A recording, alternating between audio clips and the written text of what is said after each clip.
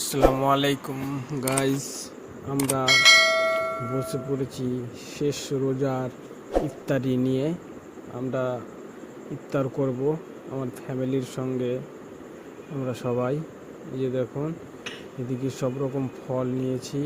আমাদের নবীজির প্রিয় খাবার খেজুর, সেটাও নিয়ে বসেছি। আমরা প্রথমে খেজুর খেয়েই রোজা ইফতার করব।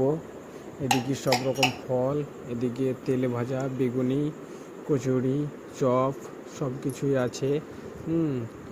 আর এদিকে রয়েছে শরবত।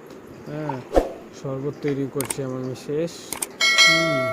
আর এই যে দেখুন, এদিকে মা আমার মুড়ি মিক্সচার করছে, ঘুমনি, গাজর, শসা, বিট, বুদিয়ে দিয়ে সব কিছুতে মাখছে। এটা আমার মা, এটা আমার মেয়ে, ইনি আমার মিসেস।